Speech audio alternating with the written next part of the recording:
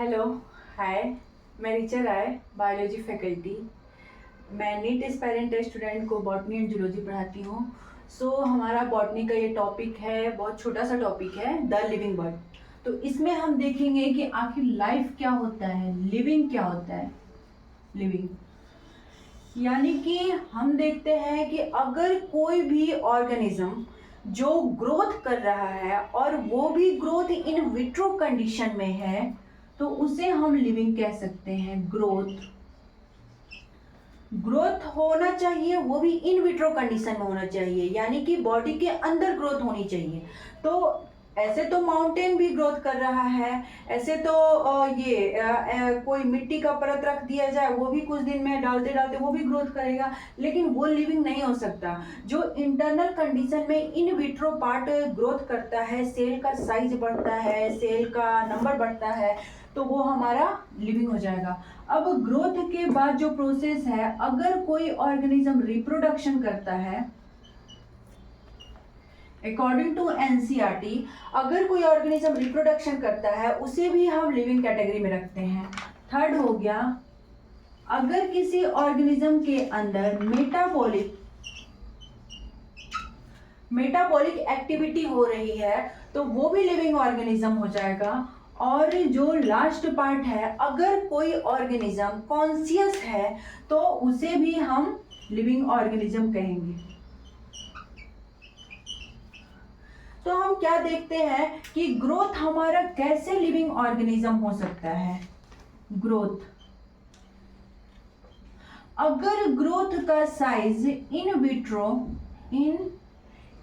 Vitro में size increase हो रहा है या सेल का नंबर इंक्रीज हो रहा है, तो ये हमारा हो जाएगा लिविंग ऑर्गेनिज्म। वो ऑर्गेनिज्म जिनके इन विट्रो कंडीशन में सेल का साइज और सेल का नंबर इंक्रीज होगा, तो उसे हम लिविंग ऑर्गेनिज्म कहेंगे। और जिस भी ऑर्गेनिज्म में ये प्रॉपर्टी है, वो डिफाइनिंग फीचर होगा।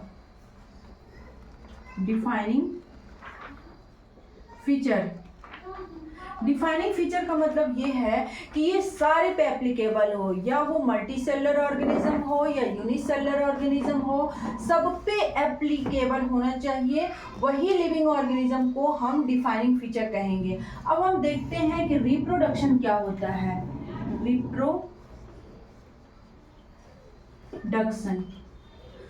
रिप्रोडक्शन तो टू टाइप का होता है। एक होता है सेक्सुअल रिप्रोडक्शन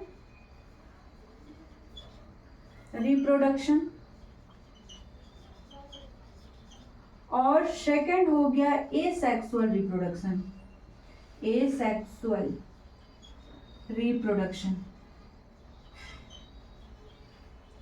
सेक्सुअल रिप्रोडक्शन में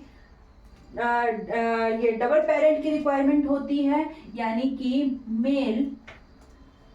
male gamete plus female gamete, दोनों के ही गैमेट फ्यूज हो करके एक जाइगोट बनाते हैं, 2n बनाते हैं, यानी कि ये हैप्लॉइड होगा, ये भी हैप्लॉइड होगा, और जाइगोट बनाते हैं फ्यूज हो करके, तो वो सेक्सुअल रिप्रोडक्शन में आएगा। लेकिन एसेक्सुअल रिप्रोडक्शन में ओनली सिंगल पेरेंट होता है, या मेल हो गया, सिंगल पेरेंट की रिक्वायरमेंट होती है, सिंगल पेरेंट। इसमें क्या काम करते हैं कि जो भी मदर सेल है वो डॉटर सेल में डिस्ट्रीब्यूट हो जाती है, टूट जाती है। तो कहेंगे कि क्या रिप्रोडक्शन एक डिफाइनिंग फीचर है? तो नहीं, रिप्रोडक्शन डिफाइनिंग फीचर नहीं है। ये नीट में आया हुआ क्वेश्चन है कि क्या रिप्रोडक्शन एक डिफाइनिंग फीचर है? तो no, reproduction is not defining feature, because reproduction is not applicable at all organism. Example, जैसे अस्टेराइल फीमेल, जो स्टेराइल फीमेल होती है वो रिप्रोडक्शन नहीं कर सकती है, तो क्या हम उसे लिविंग ऑर्गेनिज्म के कैटेगरी में नहीं रखेंगे? वो उसे भी लिविंग ऑर्गेनिज्म के कैटेगरी में रखेंगे, भले वो ये रिप्रोडक्शन ना करती हो। या एग्जाम्पल ले लेंगे म्यूल, खच्चर जिसे कहते हैं, या वर्कर बी हो गई, वर्कर बी। ये सारे के सारे लिविंग ऑर्गेनिज्म है, लेकिन ये अस्टेराइल है, बच्चा पैदा नहीं कर सकती है, लेकिन फिर भी हम इसे लिविंग कैटेगरी में कहते हैं। तो लिविंग कैटेगरी कहते हैं, लेकिन रिप्रोडक्शन इन पे अप्लाई नहीं हो रहा है, इसलिए हम रिप्रोडक्शन को हम डिफाइनिंग फीचर नहीं कह सकते हैं। अब थर्ड पॉइंट है, थर्ड है हमारा मेटाबॉलिज्म।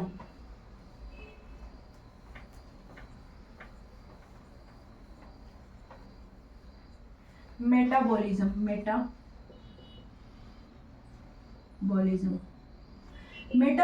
क्या होता है? तो हमारा सेल जो है, हमारा जो बॉडी का पार्ट है वो 100% केमिकल से बना हुआ है। लिपिड हो गया, प्रोटीन हो गया, कार्बोहाइड्रेट हो गया, न्यूक्लिक एसिड हो गया। तो सेल कंप्लीट केमिकल से बना हुआ है। अगर मान लेते हैं ये मेटाबॉलिज्म 2 टाइप का होता है। अगर ये दो सेल मिलकर के एक बड़ा से दो केमिकल मिलकर के एक बड़ा केमिकल बनाता है, तो उसे भी मेटाबॉलिज्म कहेंगे। अगर एक बड़ा केमिकल है, अगर कोई बड़ा केमिकल है वो टूट करके दो छोटे छोटे केमिकल बनाते हैं, इसे भी हम मेटाबॉलिज्म कहते हैं। तो अगर छोटे छोटे पार्ट मिल करके एक बड़ा पार्ट बनाता है, this process is called anabolism. अगर एक बहुत बड़ा सा पार्ट है, वो टुकड़ा टुकड़ा हो करके एक छोटा सा केमिकल बनाता है, छोटा छोटा केमिकल बनाता है, दिस इज कॉल्ड केटाबॉलिज्म। यानी कि ए अगर बी से रिएक्शन करता है तो सी बनाता है, और वहीं अगर ए है टूट करके बी प्लस सी बना दिया। तो क्या ये मेटाबॉलिज्म को हम डिफाइनिंग फीचर कह सकते हैं? Yes, metabolism is defining feature. It is defining feature.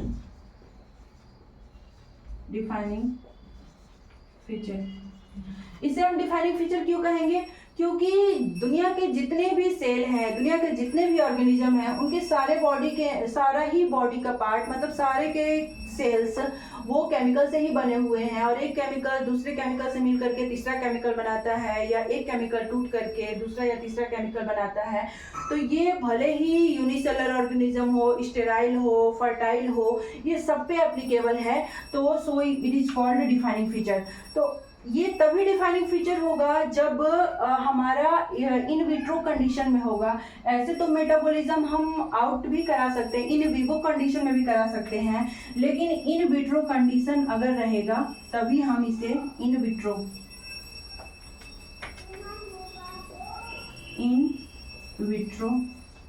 Condition रहेगा तभी हम इसे कह सकते हैं कि ये हमारा डिफाइनिंग फीचर है। अब कॉन्शियसनेस के बारे में देखते हैं कि क्या होता है कॉन्शियसनेस।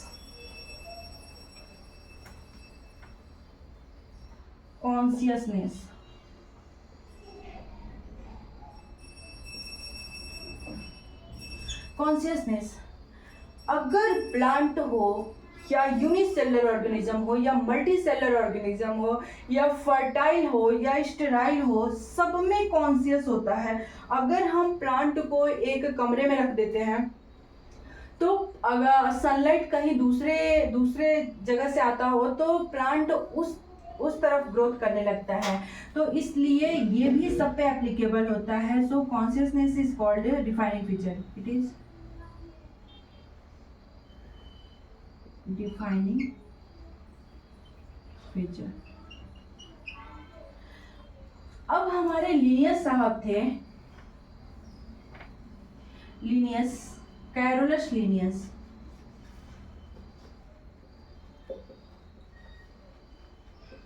कैरोलस लिनियस साहब ने क्या कहा कि जितने भी ऑर्गेनिज्म है उनको क्या किया जाए कि उनका जितने भी वो क्या किए कि जितने भी ऑर्गेनिज्म है उसको ला करके मॉर्फोलॉजिकली स्टडी किए, उसके कैरेक्टर को पहचाने, कैरेक्टराइजेशन किए, कैरेक्टराइजेशन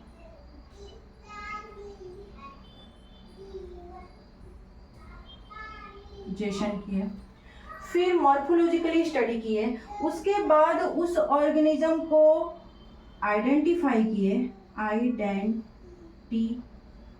क्लासीफाई किए और फिर उसके बाद उस ऑर्गेनिज्म को किस क्लास में रखना है उसे क्लासीफाई किए, क्लासिफिकेशन किए और उसके बाद अगेन उसे क्या कर दिए कि नोमेनक्लेचर दिए, नोमेनक्लेचर। उन्होंने सारे ऑर्गेनिज्म को लेकर के एक उसे कैरेक्टराइजेशन मॉर्फोलॉजिकली स्टडी किए, फिर उसको आइडेंटिफाई करके उसकी पहचान को लिखे, फिर उसे क्लासिफाई किए, नोमेनक्लेचर किए और सारे ऑर्गेनिज्म के ग्रुप को उन्होंने कहा टैक्सॉन, ग्रुप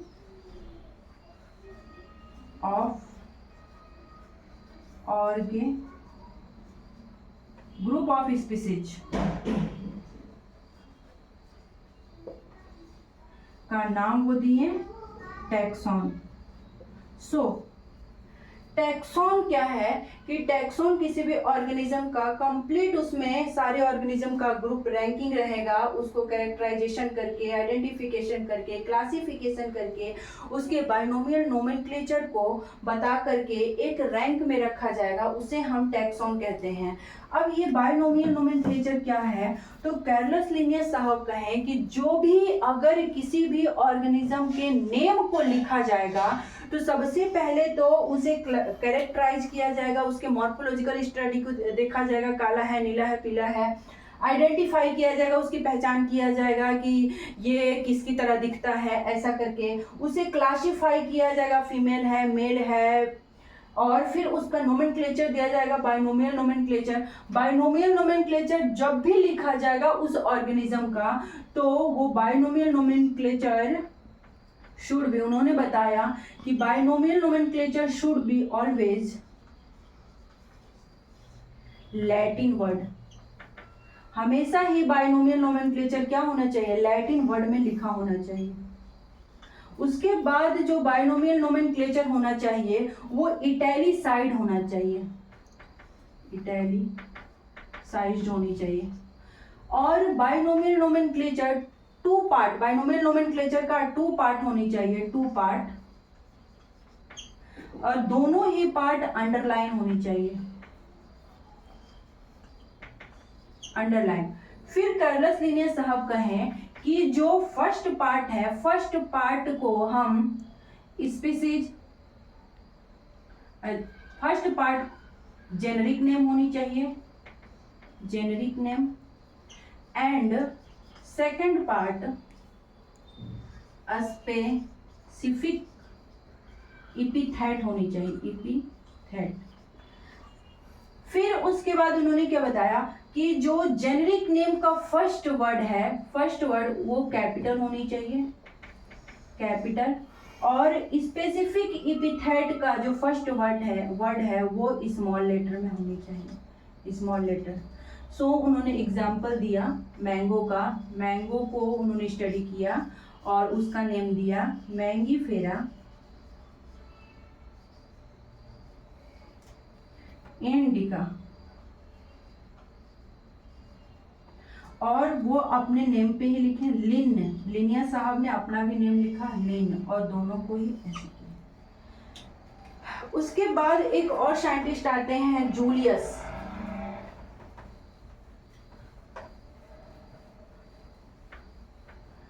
जूलियस साहब आते हैं, जूलियस हैक्सले।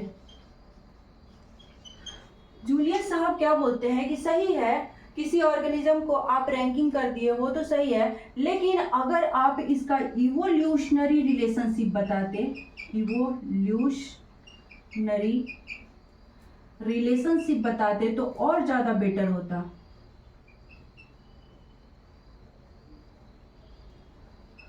इवोल्यूशनरी रिलेशनशिप में यानी कि पूरे दुनिया के जितने भी ऑर्गेनिज्म हो उसको एक कैटेगरी में, फिर उसके बाद दूसरे में डिवाइड करो, फिर तीसरे में, तीसरे में, तीसरे में, ऐसे करके ये इवोल्यूशनरी रिलेशनशिप जूलियस साहब ने बताया। वो बताएं कि सबसे पहले आप किंगडम को रखिए, दुनिया के जितने भी ऑर्गेनिज्म हैं उन्हें किंगडम में, इसका कोड है कर, पापा या डैडी, को कॉल और फिर गाना सुना। के का मतलब है किंगडम, पी या डी का मतलब है फाइलम, फाइलम, डी का मतलब है डिवीजन, सी का मतलब है क्लास, ओ का मतलब है ऑर्डर, फिर एफ का मतलब है फैमिली, जी का मतलब है जीनस और एस का मतलब है स्पीसीज। जूलियस हैक्सली साहब ने क्या बताया कि ठीक है, जितने भी दुनिया के ऑर्गेनिज्म हैं, सारे ऑर्गेनिज्म को आप एक किंगडम में रख दो और दुनिया के जितने भी ऑर्गेनिज्म है सबको एक छोटे छोटे छोटे छोटे कैटेगरी में डिवाइड कर दो। जैसे कि एनिमल का अलग हो गया, प्लांट का अलग हो गया, प्रोटिस्टा का अलग हो गया, फंजाई का अलग हो गया। तो सबको एक कैटेगरी में डिवाइड करो स्पीसीज में, तो जो सबसे एकदम छोटा पार्ट होगा वो स्पीसीज होगा। Group of species is called genus, group of genus is called family, group of family is called order and group of order is called class, group of class is called phylum या division and group of phylum या division is called kingdom. यानी कि kingdom इसमें सबसे बड़ा है और species इसमें सबसे छोटा है। Thank you.